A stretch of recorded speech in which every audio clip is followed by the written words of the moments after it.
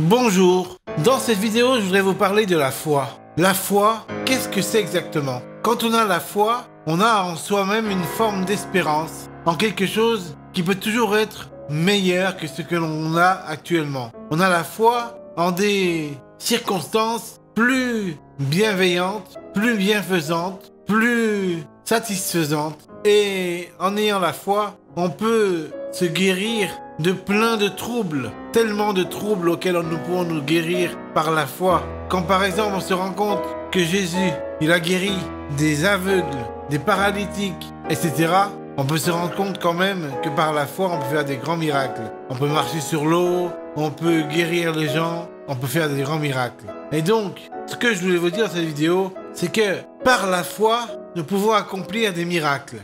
Et qu'est-ce qu'un miracle exactement? Un miracle, c'est quelque chose qui ne peut pas se produire par les circonstances naturelles. Il faut que ce soit des circonstances surnaturelles qui mettent en œuvre le miracle.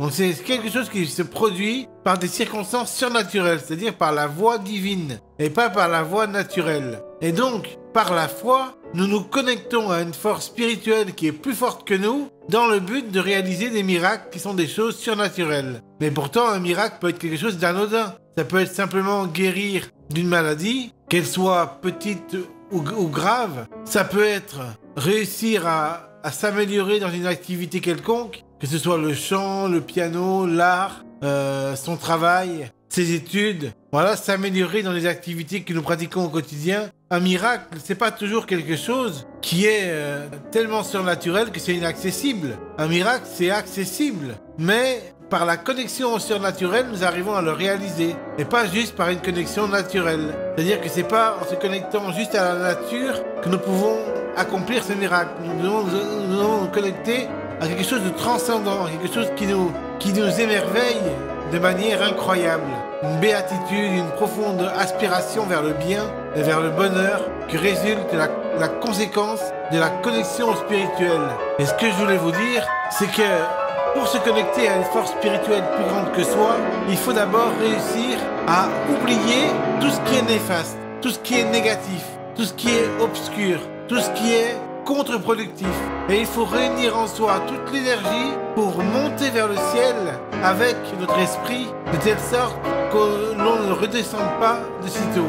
Et la connexion au ciel, la connexion spirituelle, quelque chose de très important pour accomplir de grandes choses. Mais il ne faut pas non plus vouloir rester perché. C'est-à-dire qu'en fait, on peut se connecter de temps en temps au ciel, à Dieu, à Jésus, mais nous ne devons pas y rester pour toujours tant que nous vivons sur Terre. Parce que sur Terre, on doit être ancré. On doit avoir les pieds bien ancrés au sol. Et la tête dans le ciel, la tête connectée au ciel et aux nuages, et à tout ce qui est spirituel, et les pieds bien ancrés sur Terre. Dans le but d'être à la fois physiquement sur Terre et spirituellement dans le ciel. Comme ça, on a de l'inspiration qui vient du Saint-Esprit et on a le corps qui est bien ancré par terre, sur la terre, qui fait des choses rationnelles et qui ne dérive pas vers des choses mystiques ou supra-spirituelles. Comme ça, le corps, lui, il reste rationnel, mais l'esprit, lui, se connecte à des choses plus spirituelles, plus perchées, entre guillemets, sans pour autant délaisser le corps. Et c'est comme ça que vous pourrez découvrir en vous une force inouïe qui est la connexion spirituelle tout en restant ancré physiquement sur Terre. Comme ça, vous pouvez à la fois avoir un corps sain dans un esprit sain. Comme le disait Bouddha, la voie du milieu, la voie médiane entre les extrêmes opposés, c'est la même chose. Ça veut dire qu'en fait, il faut réussir à combiner le corps avec l'esprit dans un même ensemble, dans le but de réunir la face spirituelle avec la face terrestre, physique. Parce qu'on est fait de chair et de sang, et aussi d'esprit. Donc on doit à tout prix réunir l'esprit, réunir la chair, et faire une même entité qui soit bénéfique pour l'humanité. Nous ne devons pas oublier notre essence profonde, qui est de venir du ciel et de demeurer sur terre. Tant qu'on est vivant, on doit avoir un équilibre juste entre le ciel et la terre.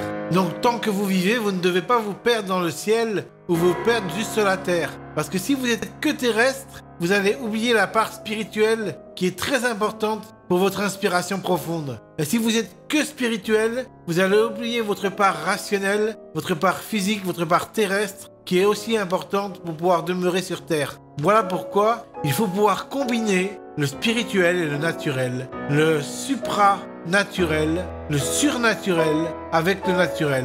Combiner les deux pour pouvoir faire une harmonie parfaite, une osmose parfaite entre le bien spirituel et le bien matériel. Voilà. Donc la foi permet de s'élever vers le ciel tout en restant rationnellement impliqué sur la terre. Voilà, tout ce que j'avais à dire dans cette vidéo. J'espère qu'elle vous a plu. J'avais envie de partager ce point de vue. Parce qu'en fait, je vais vous dire quelque chose. Quand on est schizophrène comme moi, et qu'on est connecté au spirituel, en oubliant sa part physique, rationnelle, et bien c'est là qu'on délire et qu'on est mystique, et qu'on pense qu'à Jésus-Christ, et qu'on oublie qu'on a un corps physique dans un corps humain naturel, et qu'on oublie notre corps naturel. Et ça, c'est une tare. C'est un défaut, une défaillance psychique qui consiste à rester que spirituel. Ça, c'est ce que j'avais quand j'étais mystique il y a très longtemps de cela. Maintenant que je suis complètement équilibré dans mon corps et dans mon esprit, j'arrive à équilibrer mon corps physique avec mon esprit spirituel. Et dans ce cas-là, on arrive à combiner les deux de manière progressive